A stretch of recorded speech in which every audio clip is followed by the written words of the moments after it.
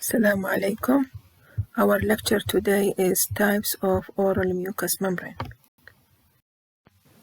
As we said in the previous lecture, the oral mucous membrane is composed of three types of oral mucosa: masticatory, lining, and specialized mucosa. We talk about the masticatory mucosa. During mastication, parts of oral mucosa are subjected to force and pressure, like in gingiva and hard palate. Gingiva is a type of masticatory mucosa and cover the alveolar process of the jaw and surround the neck of the teeth. The gingival extend from the dentino-gingival junction to the alveolar mucosa. The stratified squamous epithelium may be keratinized or non-keratinized, but most often is para-keratinized. The gingiva is composed clinically from three parts, which is the first part is the free or unattached or marginal gingiva, and attached gingiva and interdental papillae. We talk about the free or unattached or marginal gingiva. It is that part of the oral mucosa that surround the neck of the teeth and form the free margin of the gingival tissue. This is the free gingiva, form the margin of the gingival tissue. It differentiated apically from attached gingiva by free gingival groove. This is the groove. The inner side of the free gingiva is formed the gingival sulcus. This is the gingival sulcus, which is the space between the free gingiva and the surface of the tooth. The free gingival mucosa is composed of stratified squamous epithelium, maybe keratinized or para-keratinized or sometimes non. The second clinical part of the gingiva is attached gingiva. This is the attached gingiva, which is located between the free gingiva and apically in the alveolar mucosa here. It's separated from the free gingiva by, as we say, the free gingival groove, and from alveolar mucosa by mucogingival junction. In healthy mouth, the attached gingiva shows stippling or orange peel appearance. When this stippling represents the elevation and depression on the surface of the attached gingiva, when this stippling is disappear, this means there is no unhealthy gingiva or maybe inflamed gingiva. The third part of the gingiva is the interdental papillae. This is the interdental papillae, which is located between two adjacent teeth. It has facial part and the lingual part. Its margins are concave. The margin of the interdental papillae is concave. Due to inflammation, interdental papillae lose its concavity. The cool is the connecting between the facial and lingual part of the interdental papillae. This is the cool. This is composed of non-keratinized stratified squamous epithelium.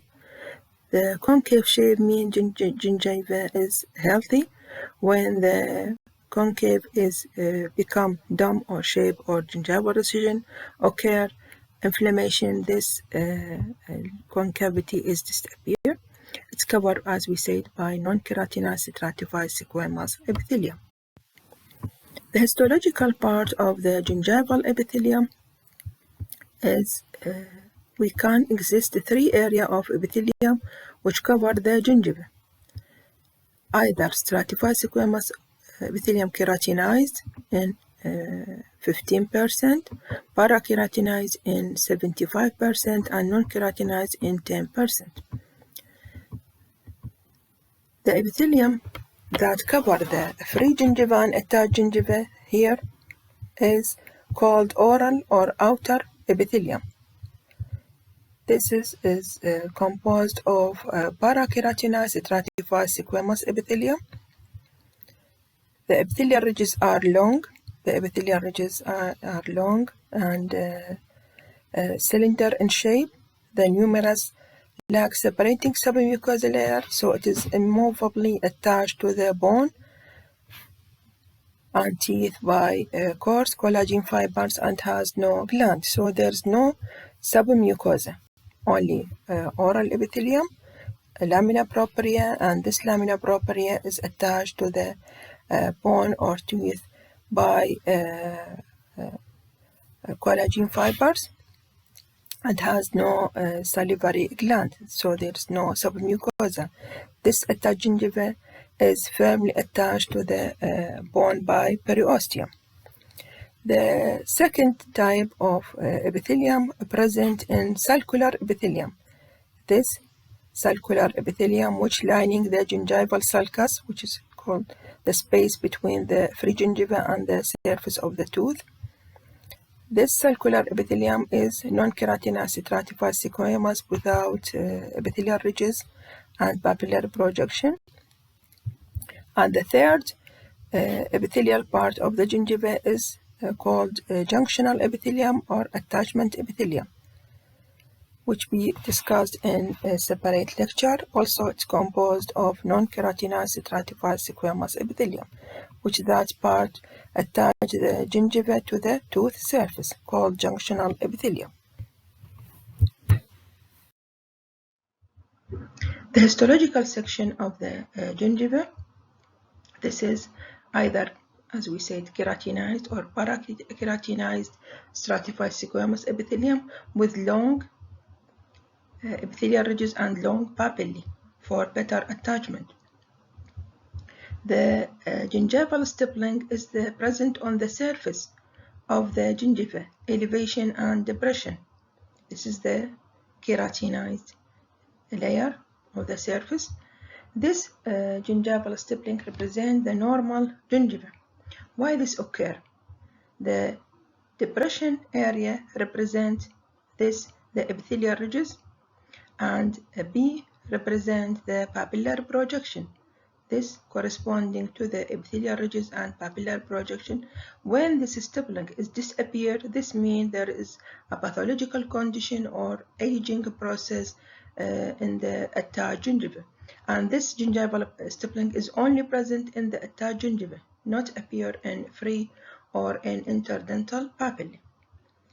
So attached gingiva is characterized by surface that appear stippled, depression and elevation, which corresponding to the epithelial ridges and papillary projection.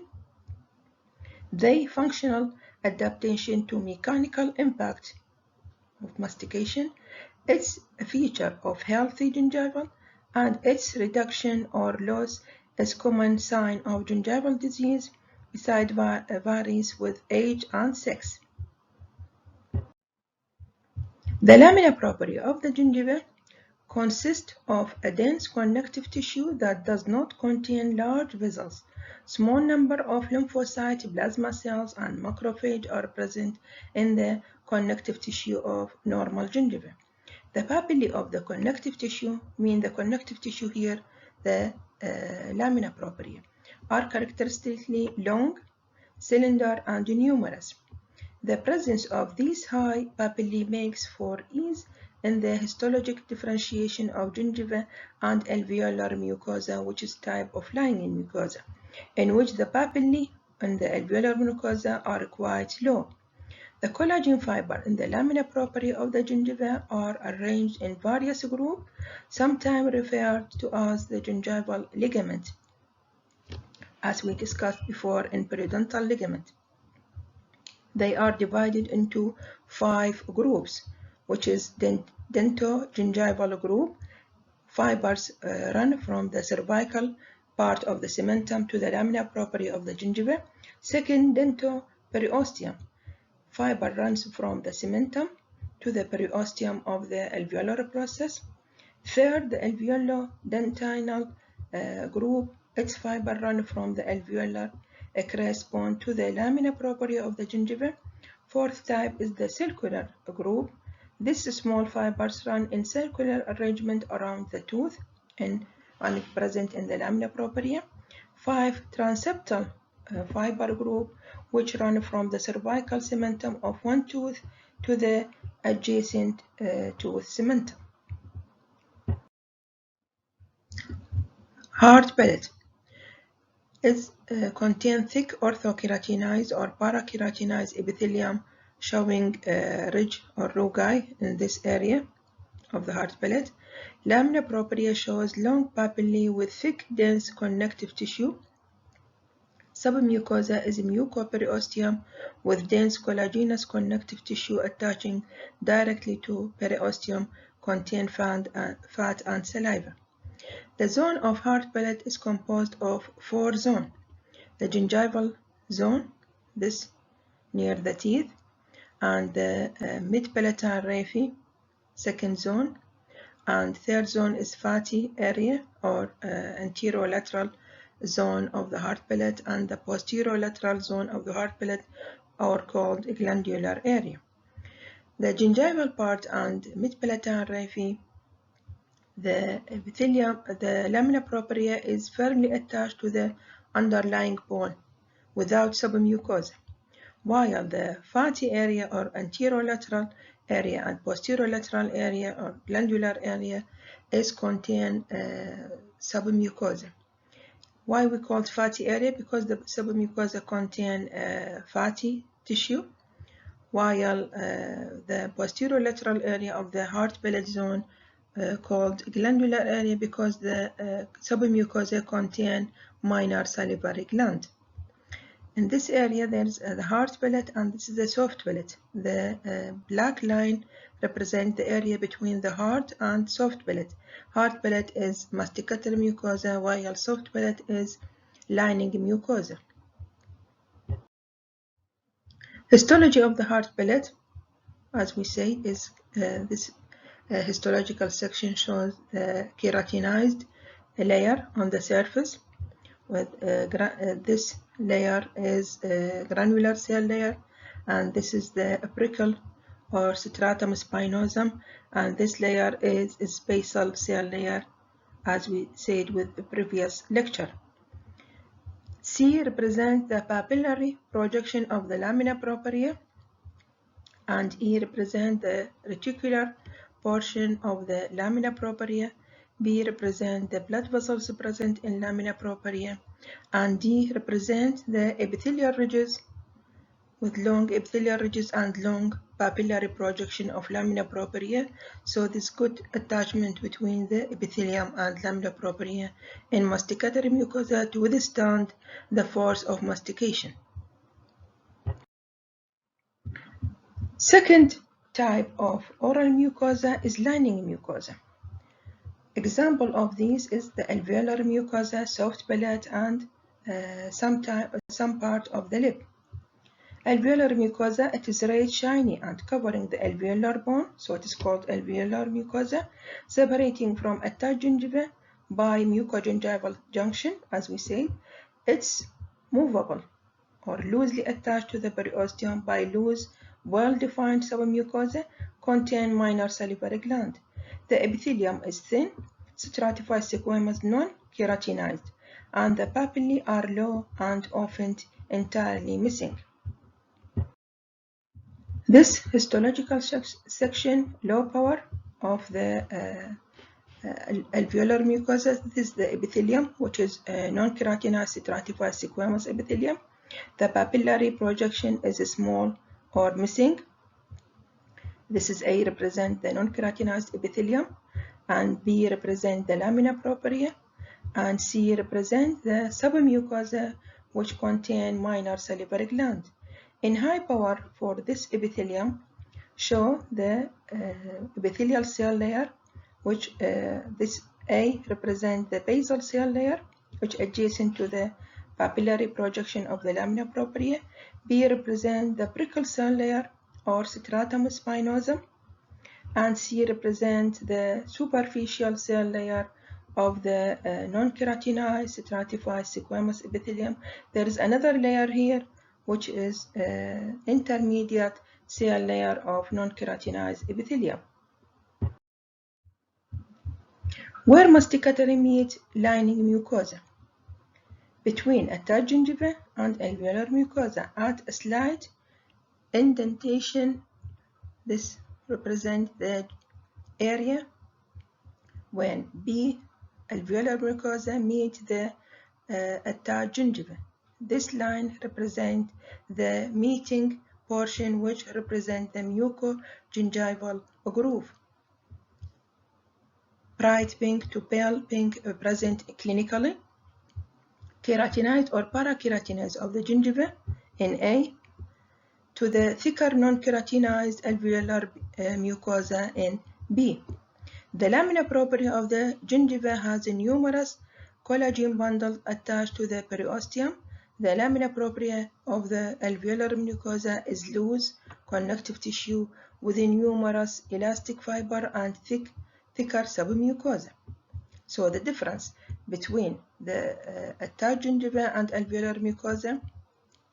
First, in types of epithelium, this is either keratinized or parakeratinized, while in alveolar mucosa is non-keratinized stratified squamous epithelium. The epithelium here is thick, while here is thin. The papillary projection and epithelial ridges is long and cylindrical in attached gingiva, while in alveolar mucosa or lining mucosa is small or absent. There is the here the lamina propria is attached to the periosteum, to the bone by firmly attachment with periosteal attachment, while in alveolar mucosa or lining type of mucosa there is a layer of submucosa. So the oral mucosa here is a movable type, while here is immovable type. Second type of lining mucosa is lip. This is the section of the lip, represent the part of the lip. This part A represents the skin part of the lip. B represents the vermilion border or vermilion zone, and C represents the oral mucosa, which is non-keratinized stratified squamous epithelium, and it is a lining type, while D represents the muscles or picellaris oris muscles. So the skin part is keratinized stratified squamous epithelium with adnexal skin structure. This is adnexal skin structures present here, which is hair follicle and sebaceous gland and sweat gland. Oral mucosa is moisture surface because here we have minor salivary gland with non-keratinized stratified squamous epithelium associated with a small round serous mucous gland of the lamina propria. In the submucosa, fibers of orbicularis oris muscles is noted here. The B represents the vermilion zone, very thin keratinized epithelium that contain no adnexal skin structure, can contain sebaceous gland. What gives the vermilion zone red color? The vermilion zone of the lip is red color. Why it appears red color clinically? First, epithelium is thin. So the thickness of epithelium here is thin, while here inside the oral cavity is thick. Second, epithelium contains elidine, which is a transparent material.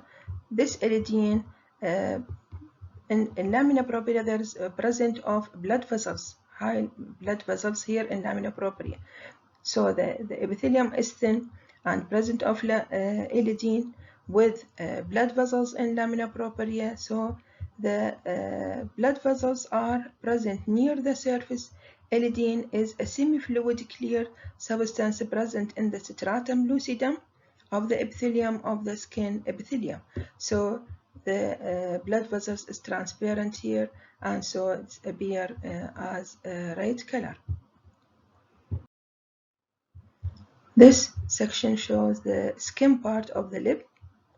is stratified as keratinized stratified squamous epithelium. This is the layer of keratin, and this is the dermis layer, this epidermis, and this is the dermis layer of the skin.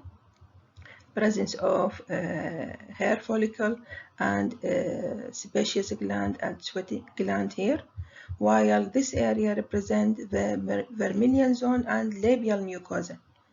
This is represent the vermilion zone of the lip, which contain keratinized, thin keratinized stratified squamous epithelium, and this is the lamina propria present of high blood vessels, and C represent the orbicularis oris muscles, and this B represent the labial mucosa, which is non-keratinized stratified squamous epithelium. Third type of lining mucosa is soft palate. The mucous membrane on the oral surface of the soft palate is highly vascularized and reddish in color, noticeable differing from the pale color of the hard palate. This is the hard palate, and this is the soft palate.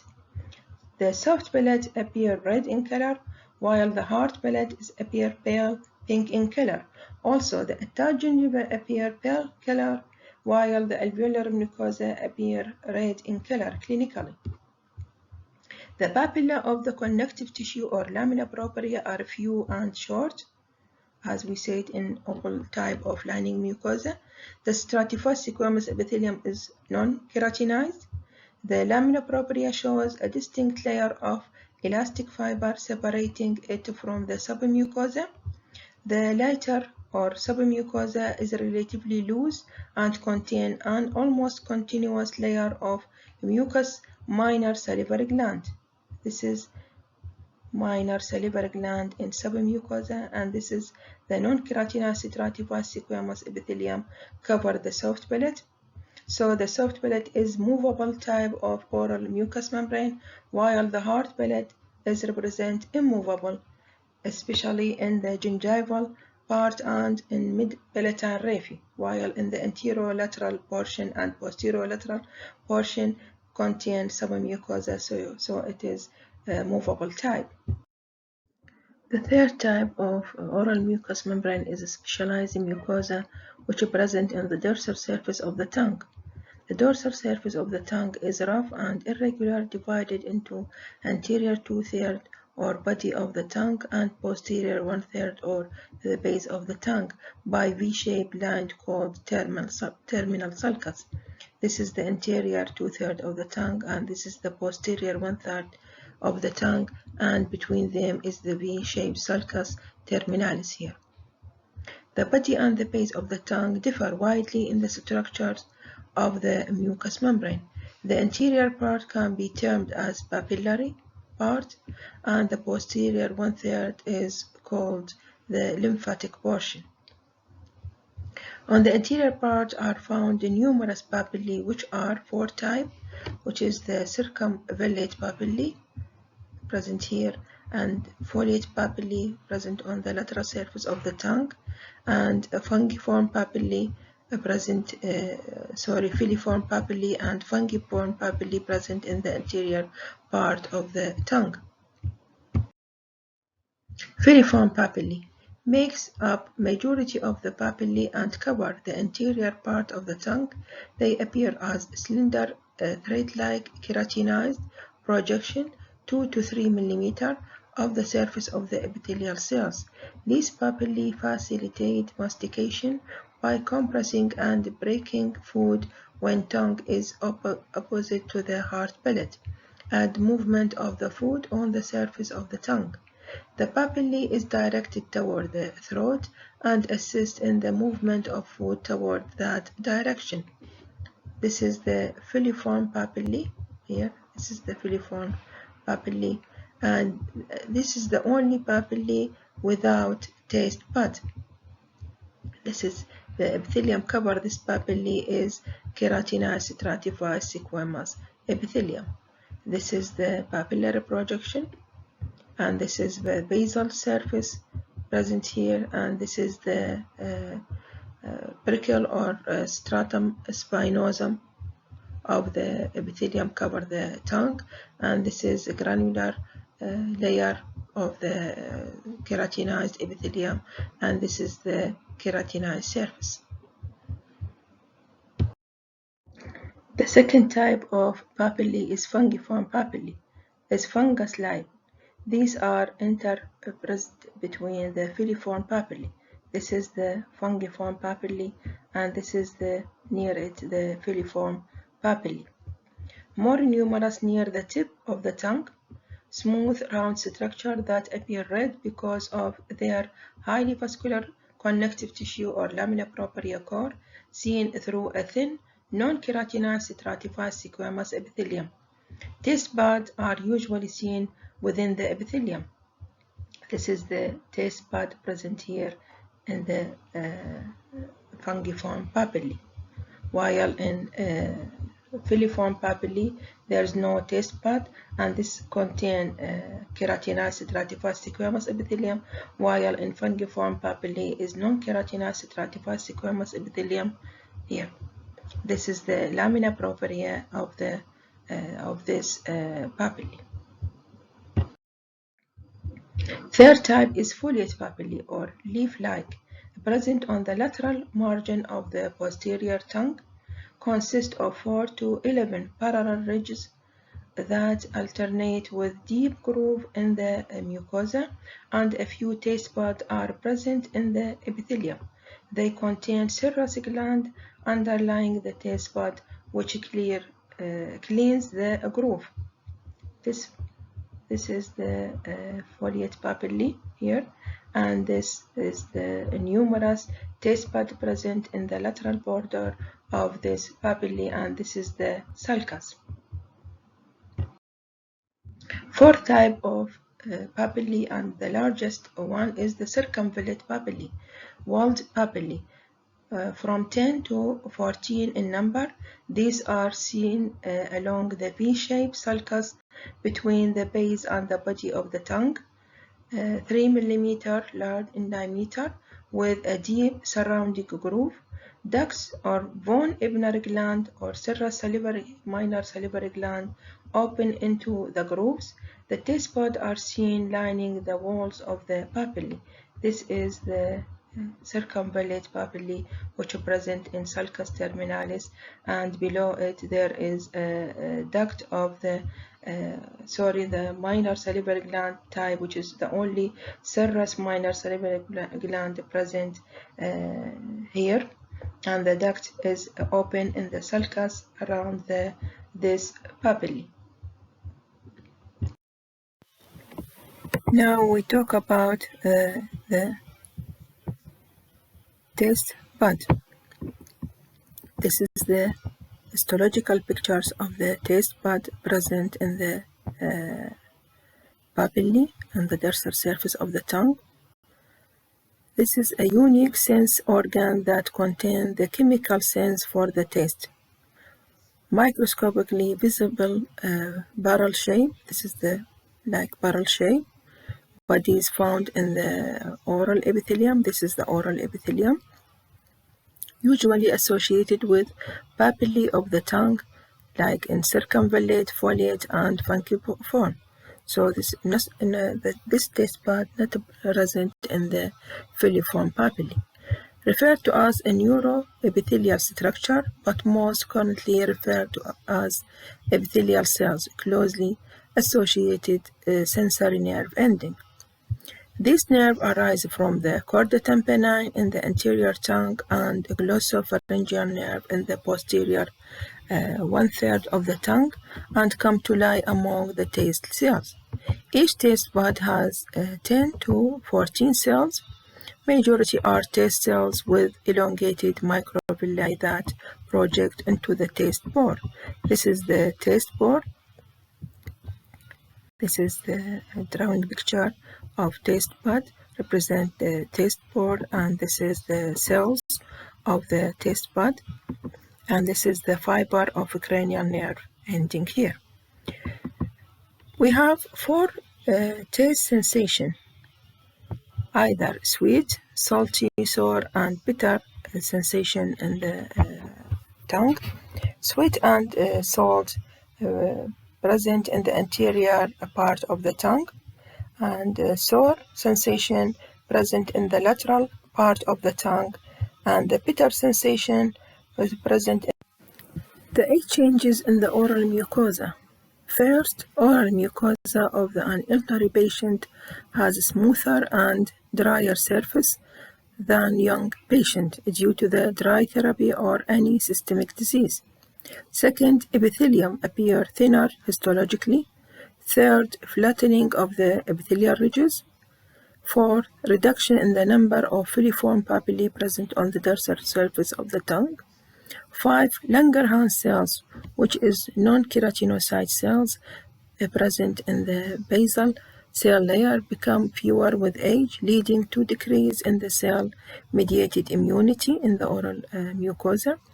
6. Decrease in the cellularity occur in lamina propria with increase in the collagen fibers of lamina propria.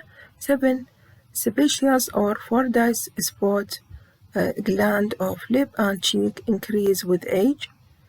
And finally, elderly post-menopausal women have symptoms such as dryness of the mouth, burning sensation, and abnormal taste. That's all for this lecture. Thank you for listening.